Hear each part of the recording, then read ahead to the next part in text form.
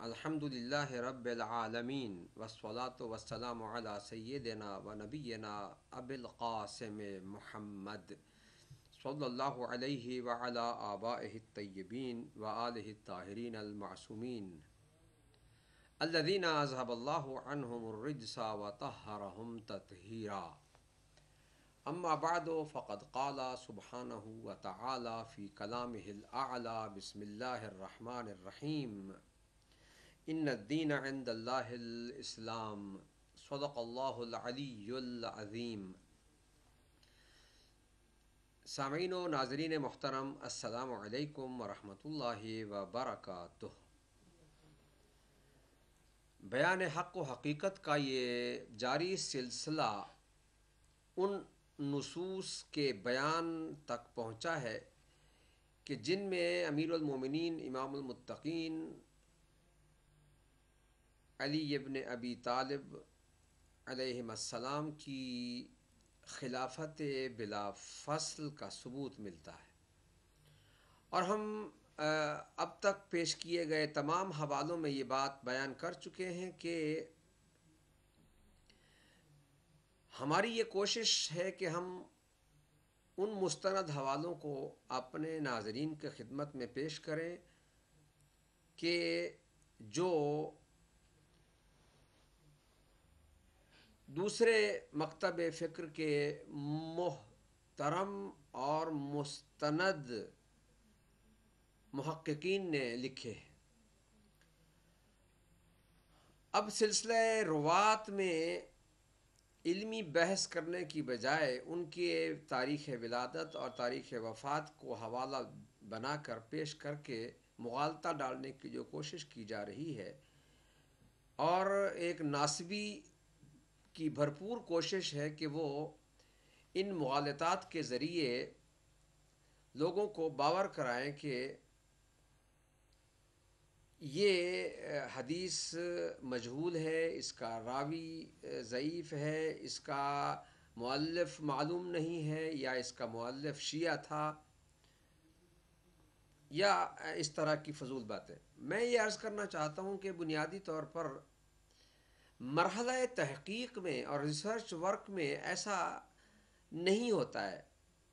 کل بھی عرض کیا تھا کہ جرح و تعدیل کا ایک اصول اور ایک قانون اور ایک ضابطہ ہے. اس ضابطے سے ہٹ کر جب آپ بات کریں گے تو پھر اسی طرح سے ہوگا جیسے وہ ناسبی کر رہے ہیں. اور ہماری یہ پوری کوشش ہے کہ ہم قرآن مجید کے جو تمام کلمہ گو حضرات کے ہاں مسلم الثبوت کتاب الہی ہے، اسی سے استفادہ کر کے اپنی اعتقادی بنیادوں کو مضبوط کیا جائے. اور یہی دراصل اتحاد بین المسلمین کا بہترین ذریعہ ہے. یعنی اتحاد بین المسلمین کا مطلب یہی ہے کہ حقیقی اسلام کے پیروکاروں کے درمیان وحدت ہونی چاہیے. اب ظاہر ہے کہ یہ پیغمبر اکرم صلی اللہ علیہ وآلہ وسلم کی حیات طیبہ کے دور میں حضور جب ظاہری حیات رکھتے تھے، اس وقت سے لے کر اس وقت سے ہی یہ معاملات شروع ہو چکے تھے کہ صحابہ کرام قریب بیٹھ کر حکم بن آس کے بارے میں تو بہت مشہور ہے کہ وہ اشارے کرتے تھے اور پیغمبر اکرم نے ان کے لیے بد دعا کی. اور یہاں میں یہ بھی بات عرض کرتا چلوں کہ پیغمبر اکرم کا وجود رحمت ہے، لیکن یہ قرآن مجید میں جو ارشاد الہی ہے کہ اے میرے حبیب جب تک تو ان میں ہے میں ان پر عذاب نازل نہیں کروں گا، یہ منافات نہیں رکھتا اس بات سے کہ اگر رسول بد دعا کریں تو وہ پوری نہ ہو جائے. وہ پوری ہوگی. اگر رسول کسی کے بارے میں بد دعا کرتے ہیں تو انہوں نے کی ہے. میں انشاءاللہ اس کے موارد پیش کروں گا کہ پیغمبر اکرم نے کس کس کے بارے میں بد دعا فرمائی اور وہ دعا پوری ہوئی اور وہ آدمی عذاب الہی میں مبتلا ہوا. یہ رحمت سے ٹکرانے والی بات نہیں ہے. رحمت تو وہ ہیں. جیسا آپ دیکھتے ہیں کہ بارش گرتی ہے زمین پر تو وہ رحمت ہے، لیکن کبھی وہ کسی کے لیے زحمت بن جاتی ہے. اسے رحمت کہنا حرج نہیں رکھتا، وہ رحمت ہے، لیکن وہ ظرف کہ جس پر وہ گرتی ہے وہ اس قابل نہیں ہوتا کہ وہ اسے قبول کرے، اور وہ اس کے لیے پھر زحمت بن جاتی ہے. ٹھیک ہے، وہ زحمت نہیں بنی ہے، وہ تو رحمت ہے، لیکن وہ ظرف خراب ہے جس پر وہ گری ہے، وہ اس قابل نہیں تھا.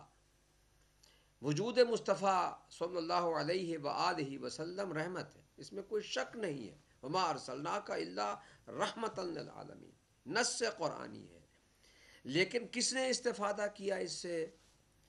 جنہوں نے استفادہ کیا وہ اصحاب الجنہ ہوئے، اور جنہوں نے استفادہ نہ کیا وہ منافق رہے، جن کے بارے میں قرآن مجید کا کافی حصہ ان کے بیانات پر مشتمل ہے.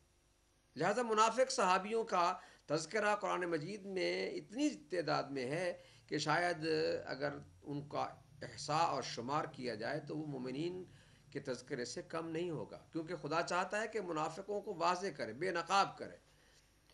اسے یہ نہ سمجھا جائے کہ اگر ہم بیان کرتے ہیں تو خدا نخواستہ کسی کی دل آزاری مقصود ہے. ہم تو بیان حق اور اظہار حقیقت کرنا چاہتے ہیں. ہم یہ چاہتے ہیں کہ لوگ یہ جان لیں کہ جس چیز پر پردہ ڈالا گیا ہے وہ کیا ہے. مجھے اس بحث، چونکہ ہماری نص قرآنی پر ہے کہ قرآن مجید میں کن کن مقامات پر اللہ تعالیٰ نے مولائے کائنات علی ابن ابی طالب علیہ السلام کی ولایت اور خلافت بلا فصل کا اعلان کیا، اظہار فرمایا. ان میں سے ایک آیت انذار، ایک آیت اطاعت، ایک آیت ولایت اور ایک آیت تبلیغ پر ہم پہنچے ہیں. یہ چوتھی آیت، آیت تبلیغ. یا ایھا الرسول، بسم اللہ الرحمن الرحیم، یا ایھا الرسول بلغ ما انزل الیک من ربک، اے رسول پہنچا دیجئے جو آپ کی طرف، آپ کے رب کی طرف سے نازل کیا گیا ہے.